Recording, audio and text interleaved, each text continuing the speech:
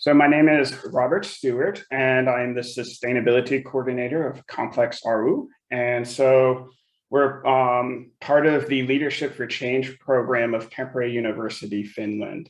And today I'm going to talk to you about Sustainability Month, a cultural approach to awareness, engagement, and impact. So before I get into it, I just want to remind you about our current situation. So we first ran our Sustainability Month back in April, and it's been 6 months since then. And since that 6 months, the tons of waste dumped globally, plastic dumped in the ocean, and CO2 emissions, they've tripled. And also the cost for not acting on climate change has added another $258 billion. So we're kind of approaching a point of no return. We have less than 10 critical years to avoid irreversible consequences. And we're facing an uphill battle against current and projected consumption trends. We can't wait for technology that does not yet exist, or business or politics to lead the way. And there's also been far too much emphasis on the economic and environmental connection. So according to the conclusions from the Cost Action IS 1007, Investing Cultural Sustainability, many, if not all, of the planet's environmental problems, and certainly all of its social and economic problems, have cultural activities and decisions, people and human actions at their roots. So therefore, a cultural approach to sustainability could provide a more holistic solution. So Sustainability Month. For one day in April, on Earth Day, the world reflects on the most fundamental relationship we have. Yet despite this, we rapidly are losing it to our unsustainable practices. If one day is all that we can spare, how do we expect to reach the Sustainable Development Goals or the Paris Agreement on time? So Sustainability Month is the idea that one day is not enough. And to change our ways, we also need to emphasize elements that make up a sustainable culture, such as the values, symbols, artifacts, knowledge, stories, practices, and traditions. So I'm going to talk to you about this cultural approach, and it's underlined by these cultural elements. So for our Sustainability Month and also future Sustainability Months, one of the cultural elements of this is tradition. And so Sustainability Month acts as an annual occasion concerning a month-long action with related events. And the cultural impact of this is the excitement that we generate, the engagement, the activities, the planning, and also the reflections and memories that people build. Next, values as a cultural element in Sustainability Month. It underlines the themes and values of the activities, the events, the conversations, and its symbols. And so what this does is it invites the sharing of sustainability values and empowering actions. So for beliefs and stories, for Sustainability Month, we can develop science-based dialogues, perspective-changing events, and also we can explore diverse viewpoints. So what this can lead to is factual-based perspectives, awareness of diverse viewpoints, and also an opportunity to see things new. So symbols and artifacts are another important way to have a cultural element. And so the co-creation of powerful logos, symbols, memes, and other cultural assets, they can hold legacy potential. And so the impact of this can be that the community recognizes it and it becomes a legitimate cause. And then there's also the accumulation of these cultural capitals as resources that people can keep using, and their long-tailed reuse potential. And then practices and norms are very important for sustainability. So for example, in Sustainability Month, activities that foster sustainable engagement on our impacts, such as our lifestyle and consumption behavior. And so for this, the practicing of a decreased impact lifestyle and consumption behaviors, these can also cross over into other life choices and habits. So for here, I'm going to talk for a bit about our sustainability month and our experiences. And then also there's some ideas for the next years. So what we did was we created a logo. And so this served as a symbolic artifact of our values. And what this can do is promote a shared experience.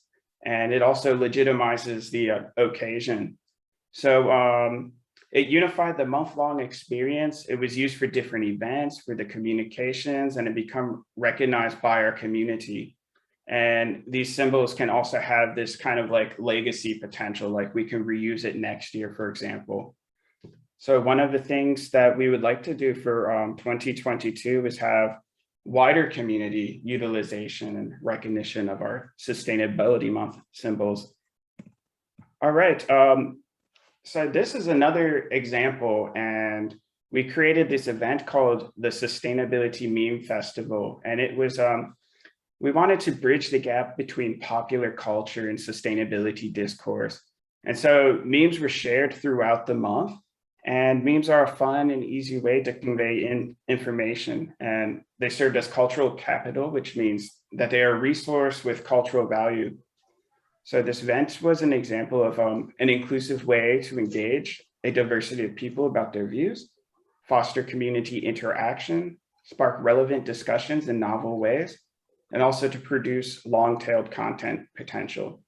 So to give you an idea of this cultural capital idea I've been mentioning is, it's kind of like a currency, and it can flow throughout society and serve different cultural purposes. So in the case of this meme, it's for their entertainment or thought-provoking value, and also its alignment with the creators, engagers, and the sharers of these values. So another element that these kind of approach incorporated was the beliefs and stories. So memes can help tap into underlying beliefs about sustainability, such as people's hopes and anxieties. And it can be a time to challenge assumptions or reflect. So it's a great way to start conversations with people about sustainability. And despite their simplicity, they can actually be quite deep.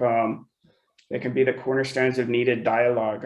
These symbolic artifacts hold much potential for fostering culture of sustainability and bridging these comprehension gaps.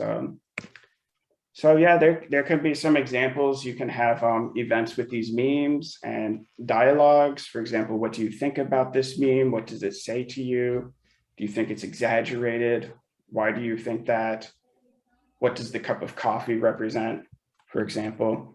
So there's many different aspects of memes that make it a useful tool to facilitate conversation about these sustainability challenges. And they're quite simple and easy to make for most anyone. So let's see.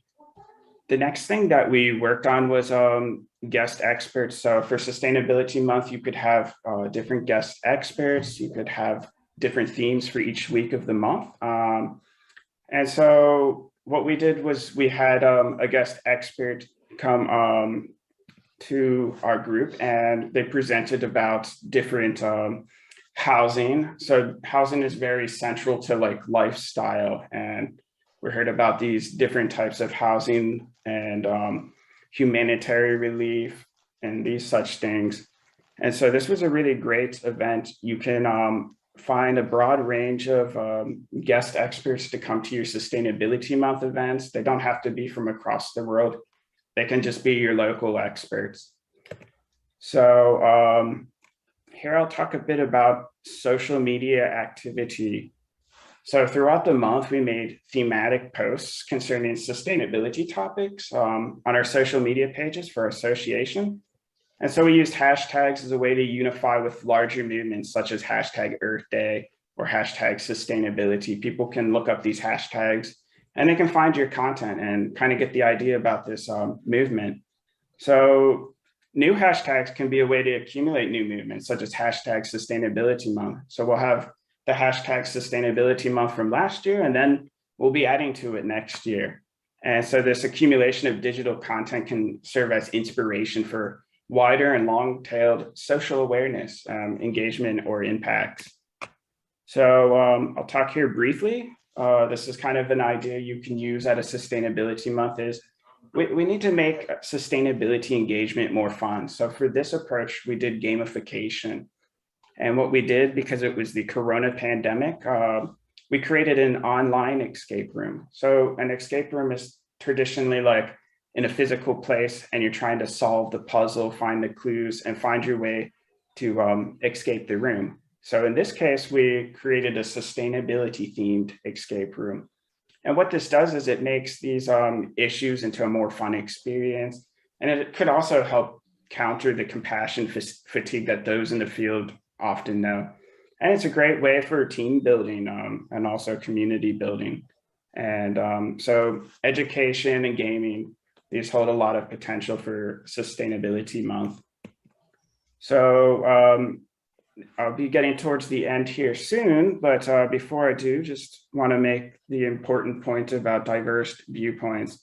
And so we held a cultural event at the end of our Sustainability Month. And what we wanted to do was we wanted to kind of gain people's different viewpoints on sustainability. What does it mean to you? How is it in your country? And so this kind of helped us bridge gaps between different cultures and kind of challenge our own assumptions. So it was a really great way to incorporate the diversity of our group. And finding different perspectives is always essential for new solutions. So Sustainability 2022, it needs like a guiding force or a steering team. These are kind of the lessons that we learned. It was just our complex student association, and now we're thinking to expand it more university wide. So we'd like to create like a steering group, and then an easy way to kind of integrate this into a broader movement at the university is just kind of rebranding the different sustainability events that are already occurring. And also to make it more organized, we could theme each week of the month, keep it focused, and try to incorporate more associations and local resources, for example, like local businesses. Creating a sustainability calendar would be good to keep it more organized. And also having like proper communication channels when you're making it such a wider kind of project. It's important that you have the different channels and people know where to communicate. And since there's so many ideas that could go into this, just creating like a portfolio of concepts helps. So you might not take every idea on each year, but at least you have it there. And then later on, someone might decide they want to take it on. So it looks like I'll be finishing up here now, but I'll leave you with these kind of final words about it. So Sustainability Month, it's a time to foster solidarity, encourage university and community-wide collaboration, develop new perspectives, include a diversity of voices, honor community efforts and achievements. Imagine the future. We often forget the beautiful, wonderful future that we could have. And we need to see that more. Challenge assumptions. And we need to have more fun doing sustainability and thinking about it and getting the community engaged, and also change ourselves through the process. So that's it for me about Sustainability Month. I hope that you found this inspiring. Thank you, Robert. What a great idea and very thoroughly thought through. We had a thought that was expressed in the chat about how it would be interesting to make a Spanish and Portuguese version about the Sustainability Month to kind of launch it in Latin America. What do you think about that, Robert? How could we make that happen? Yeah, I think we could really kind of build like a minimum standard that we could have different associations sign, like, hey, we're pledging ourselves to do a Sustainability Month. That way people can see all the people behind it. And then I think also having more people involved, and especially in their own languages, because it's not all English. This could be really a good way to get different cultures, different languages into it. And I think also the students and the university, we can reach out to the broader community. Like we can invite libraries and museums, for example, to have their own sustainability month. Just for the month, put up sustainability books for the public to see, or museums that can put out artifacts, have a little talk. So whoever thinks this idea is interesting, I think now is the time to start thinking about it next year. It doesn't have to be so many events. I think what's important at the start is that you kind of build this symbolic representation, such as the logo. You just keep on putting it in your communication, so people keep on thinking, okay, sustainability is important. It's been this whole month, and we keep on saying that, hey, look at this symbol reminds us. And then later on, we look back to the memories we built during Sustainability Month, and they inspire us. That's great. That's great. I don't see any other questions in the chat right now, so I'm gonna pick up a question that I had. If anyone else has anything they want to ask Robert, either put it in chat, or you can raise your hand either digitally or physically, and I will see it. But while you think about that, I'll ask you, Robert, how was the reception? How were the reactions that you got for the Sustainability Month, both from faculty but also from the student body? Yeah, so I started as the sustainability coordinator for Complex Aru this year. And so I was just kind of thinking about what ideas I can do to get more students engaged about sustainability. And I had this idea at the beginning of the year, and I ran it by the university sustainable development team. And they're actually feeling because this was by the end of February, they're feeling like we don't have enough time to plan this. And so I'm thinking, okay, well, I can't let this stop me right now. And we can kind of just start building our own grassroots movement. I can test run the concept. I can see what kind of challenges, difficulties that we might confront. And so this way we have something to build upon. And just last week now, I've gone full circle. I brought the idea back to the university sustainable development team. There's more student associations showing interest in making this kind of more broad in the university. So I think it's really important that you don't let a little skepticism of the idea, or maybe people don't think there's enough time, because it's important to try to do something to test run these things. And you don't have to make it perfect, because it creates a case, and you can kind of look back at the case and say, okay, well, this did happen. How could we improve it? So yeah, just doing kind of a grassroots thing in our program. And we made a lot of interconnections within the university with different associations and departments. We really got to push more interdisciplinary, not just for the hard sciences either, but there's a lot of potential that these humanities can do. For example, I mentioned we need to see a vision of the future. In movies, media content, this kind of pop culture, we're seeing so often some kind of dystopian, the world's going to end scenario. We also need to inspire people, what kind of beautiful world can we create, and this can be done through art, even digital art. Yeah, so there's a lot of possibilities for everyone to get involved in Sustainability Month. Amazing, fantastic. Is there anyone else who has anything they want to say or want to ask to I have a question. group? Please, Anna, go ahead. Thank you, Robert. It's amazing what you have already done. I've been wondering about if you have a plan on how to bring people from different courses to engage in this initiative. Thank you. Yeah, so I think try to work on people's strengths to start off with. So different disciplines, they might have an expertise in a certain area. And so the kind of idea of theming the month, different weeks can have a theme for sustainability related concepts. And so this gives them kind of a platform. Okay, we can do something on our theme where, for example, environmental science. So we can talk about climate, we can talk about the temperature, the emissions. they can have like a guest speaker. So that's one thing you can do.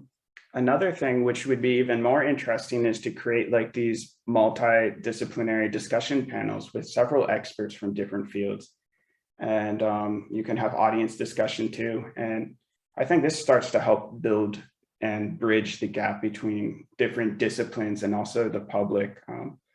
So yeah, having them kind of sitting together or online connecting, and they don't necessarily have to agree on what approach to take for sustainability or how to see it, but kind of just getting those thoughts out there, it helps start to imagine new things. So definitely expert panels could be another way. You can have different kinds of events. I mentioned about the humanities. So you can ask them, hey, will you do something on art for this during the month? You can do it for the environmental science, different disciplines, business. You can say, hey, can you do something for the month? Maybe just brainstorming is a good way to get these ideas out there too. Thank you.